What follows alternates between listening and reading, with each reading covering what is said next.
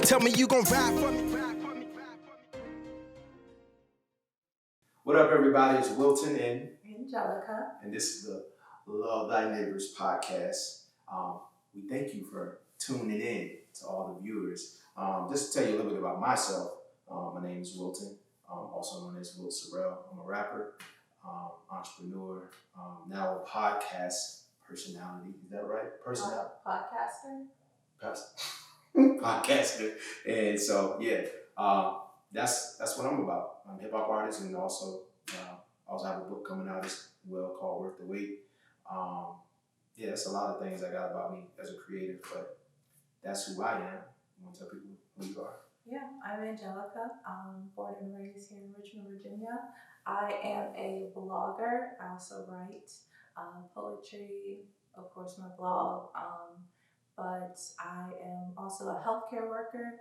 So I'm a pharmacy tech here, an essential worker, if you say. I met Wilt and we became good friends.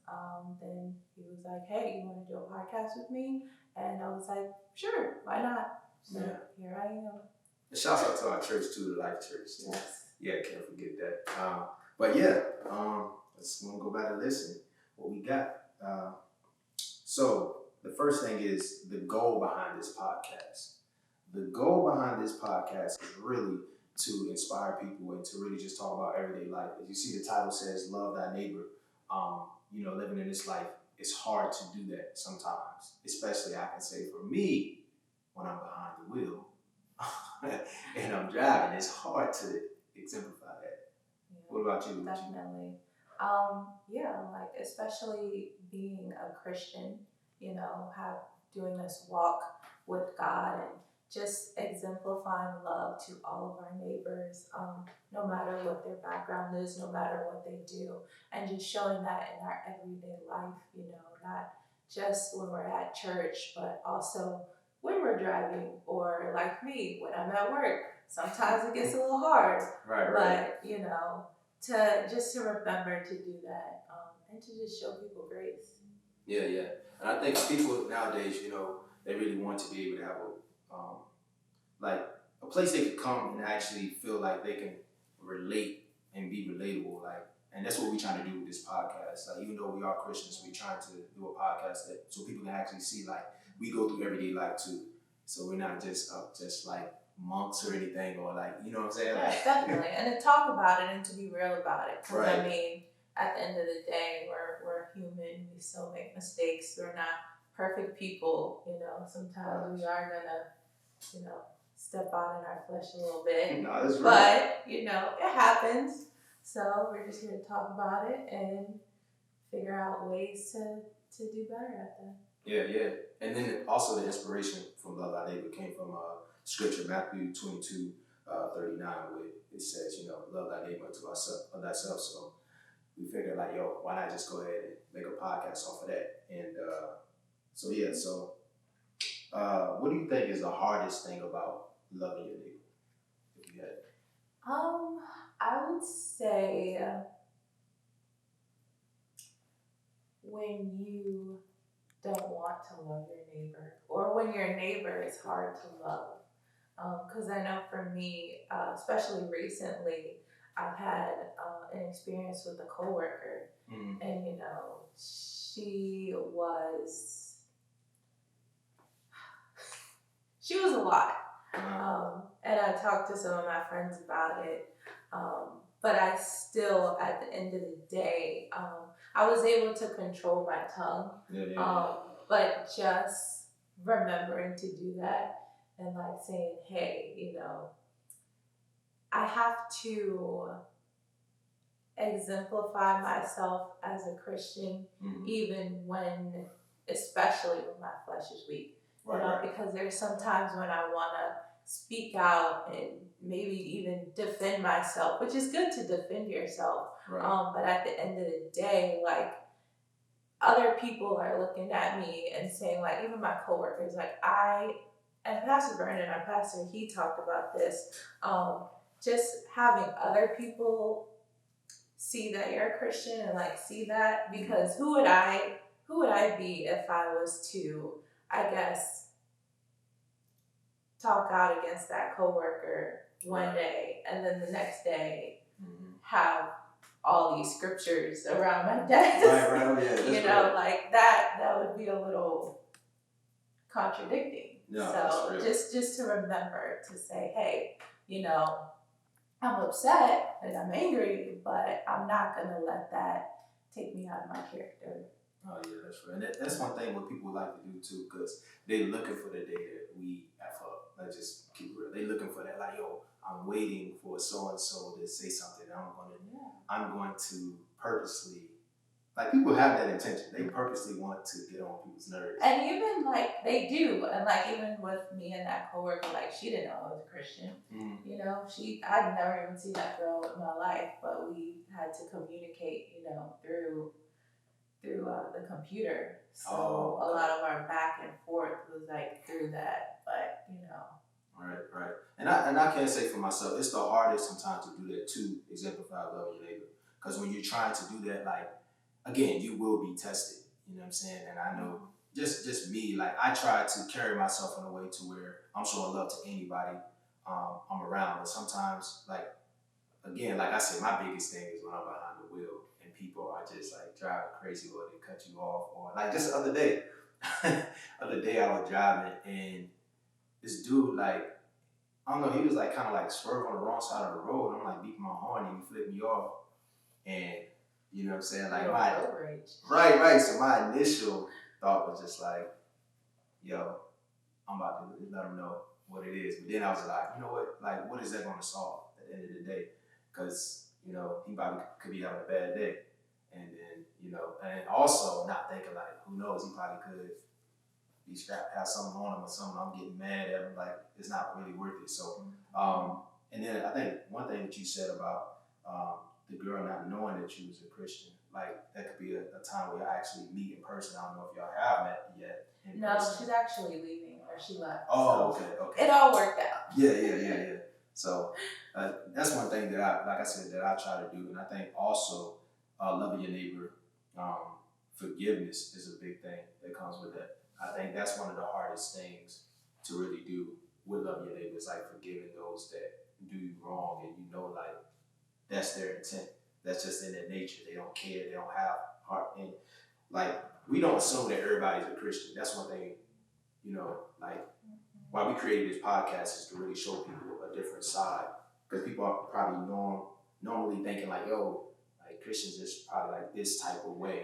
And we don't want y'all to just have that stigma about us. So what would you say, like, touching on that about the girl that you had the little back and forth with, who would you say is considered your neighbor? Because I think a lot of times when we say neighbor, we're thinking about like the person that's across the hall. But, you know, who would you consider that? Or just everyone's your neighbor.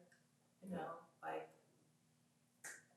everyone you encounter. You know, so there's no limit to loving your neighbor. It's just, you know, everyone you encounter. Right. And I think a lot of people like to use the stigma too. Like, what would Jesus do? Like, you're acting this way as if Christians aren't supposed to stand up for themselves. Because I think a lot of people forget, like, yo, Jesus was flipping tables too. When, like, every time when he flipped tables, he not just out here running through the field and lilies and stuff. Like, oh, it's like. No, yeah, he definitely showed emotion. Right.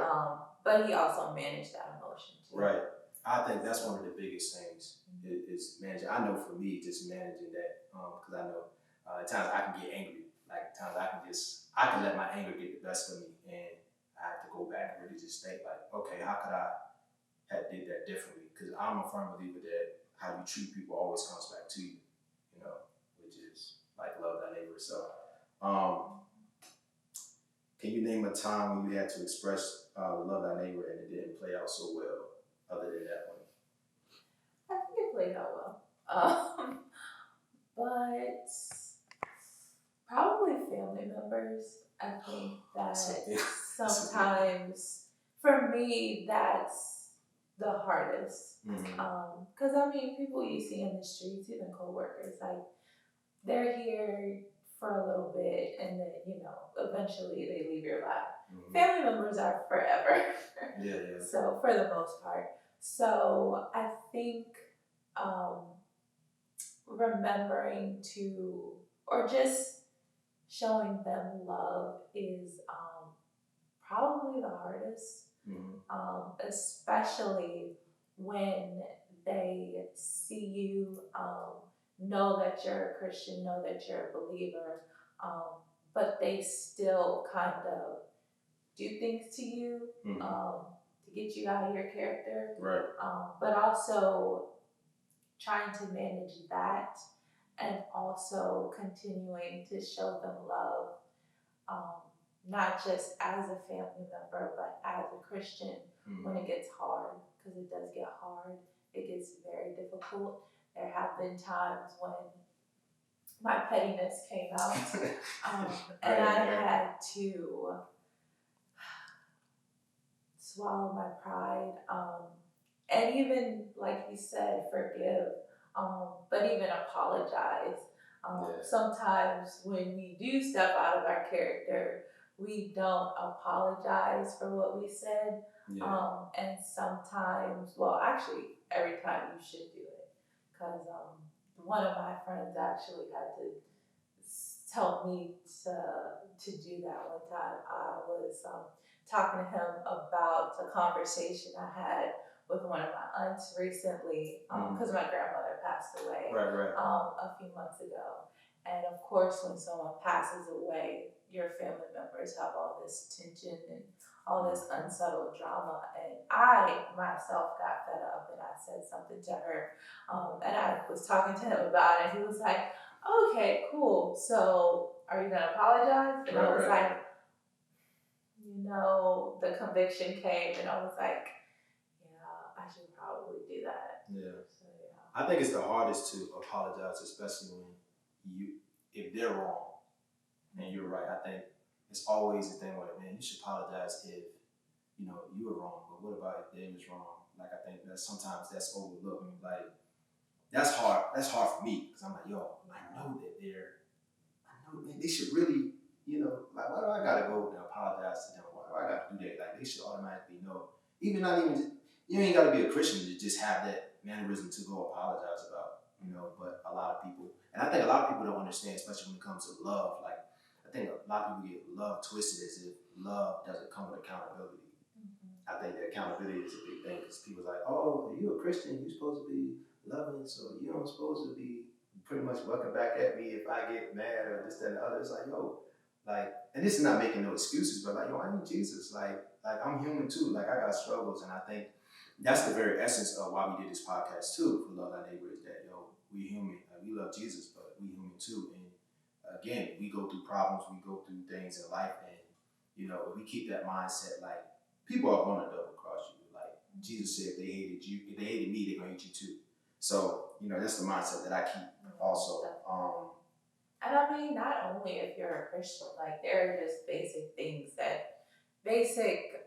manners that you should treat people with and respect, just because someone is a Christian, that doesn't mean, like, because I'm sure, for people listening, they may not all be believers like us. But, even if you aren't, it's just, just a good thing to do. Right. Like, what harm is that going to do to you if you don't love your neighbor, Right.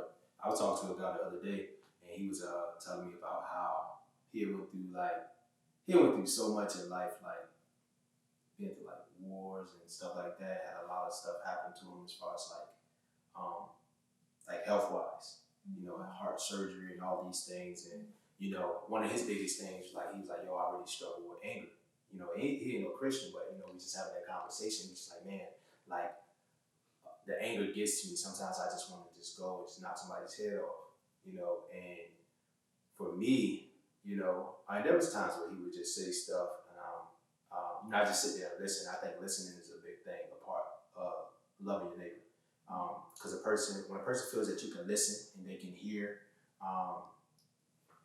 what you're saying, like, you're hearing what they're saying, they feel like, okay, now I feel like I have a bridge, like I can relate to this person. I don't feel like this person is better than me. And that's one thing that I had to look at too. I was like, I don't want people to ever think that I'm better than them. just because I am, you know what I'm saying, a Christian. That's even a good example of loving your neighbor, just knowing that person opened up to you in that way, and knowing his background after that, and then, being able to show him love in a different way. Yeah. Because we encounter people, like everyone is going through their own battles, Mhm. but we always don't think about that. Even when I, had that exchange with some of my family members, obviously they've all gone through their fair share of like hurt Mhm. and anger, and sometimes it gets the best of them, but like you said, they're human.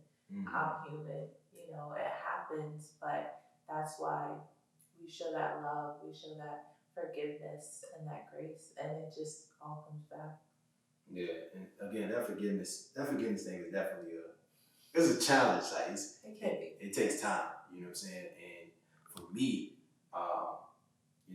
that's one of the biggest things that I had to do in 2020 was forgive, learn how to forgive. I'm like, God, I'm already going through a whole lot in 2020. Like this forgiveness thing, but there's that whole thing, when the Holy Spirit started to convict me, like, yo, I forgave you of everything, and I'm still forgiving you of everything. What you did last night, what you did that day. So that's one thing that we try to exemplify.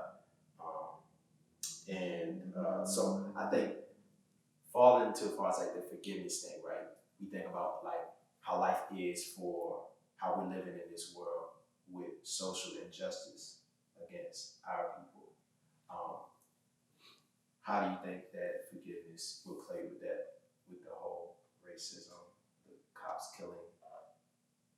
I think that it's definitely hard, especially being people of color, and looking at, everything going on, because this time last year we were dealing with George Floyd and Breonna Taylor, and this year we're dealing with, the hate against Asians, and we as people of color, we sympathize with that, but it's still hard. There's still people out here showing hate, and you want to get angry, like we said earlier. And we, in a sense, I know for me, sometimes I do want to get angry, and I do want to feel like that anger is justified, and it is, at some point. But that doesn't mean I go out trying to retaliate or anything. Right. Like we said, we manage that anger and that emotions in a certain way. Yeah. And especially right now with, George Floyd's murders being on trial. Yeah. If you've been, I guess, watching it on that, it's hard to see, and it's hard to remember. But at the same time, you still want justice, and you still want something being done. So yeah. Yeah, and not just even with George Floyd, it goes all the way back to Trayvon Martin. It goes all the way back to how do you say his name? Ahmaud Arbery. I think that was last year or the year Was it before last year? last? Time just flies. It's 2021. Was it last year? Well, it might be. But it happened. But yeah, the fact that it's happened, Yeah. and then also you said about the Asians, but and not just for blacks, but also when you think about the Mexicans, you said with the whole the border situation. Yeah. Like I feel like that's wrong in itself as well. And then having to how did that have an effect on you to try to I mean, because I know they hate home. Definitely with me, being half black and half Mexican, I feel that hurt from both sides. And 2 years ago, when we did have that whole, issues at the border, it really hit home for me, especially my father coming here from Mexico 30 years ago. When I saw those people seeking refuge to come over to this country, it really hit home because in a sense, I saw people that I knew growing up, not only my dad, who he came here on a work visa or a green card, but still like knowing others who did have to come over that way and even go back and, visit family and come back. So I really saw people that I knew in a sense, those people who came over, they could have been, like, I could have had a cousin, Right. No, over that's there. a fact. That's a fact. So yeah. that part, when that was going on, that really hurt me. Actually, I was struggling with a lot of grief. I remember at church we had a prayer that morning, and I came in and I was just so like grief stricken, and I was crying, and I just felt so down and so heavy. So that really hit home for me, as well as all the other racial injustice towards blacks.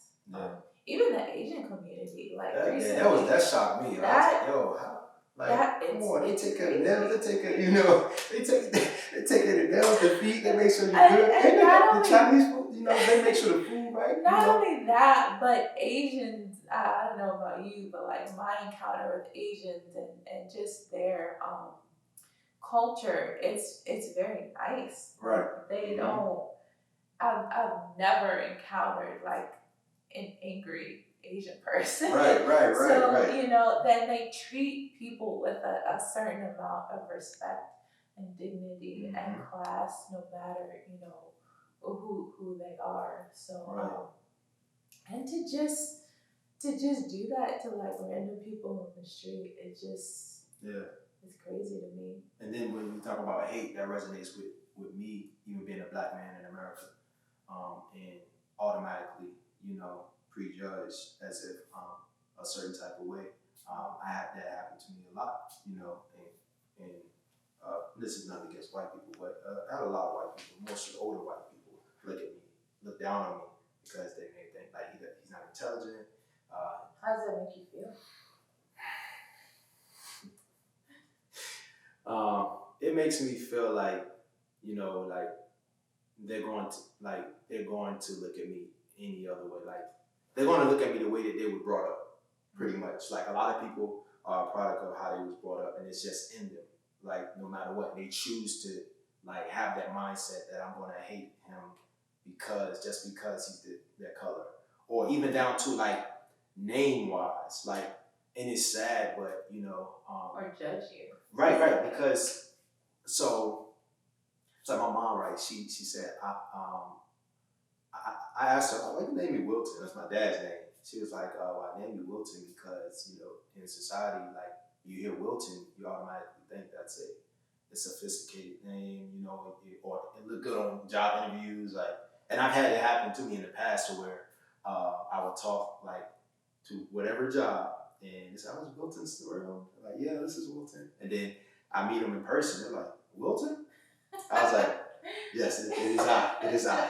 And the very fact that you have to do that and carry yourself like that, like it sucks. But at the same time, it's like, yo, I can only be me. I can only be like, I'm created in the image of God, just like anybody else is created in the image of God. And we should be treated with dignity, love, and respect. Even if you don't believe in God, you should be treated with dignity, love, and respect, no matter what color, no matter what age, no matter what sexual preference, none of that. You know what I'm saying? At the end of the day, that's a part of what we want Love Thy Neighbor to be with this podcast is no matter what walk of life you come from, that's our mission, is to love you, and hopefully that will inspire you to love others. And that's pretty much, this is Love Thy Neighbor podcast. And stay tuned. Yeah, this is the first episode. And also, if you can subscribe to our YouTube channel at Love Thy Neighbor Podcast. Also on Instagram at Love Thy Neighbor Podcast. And we're out. Tell me you gon' ride for me.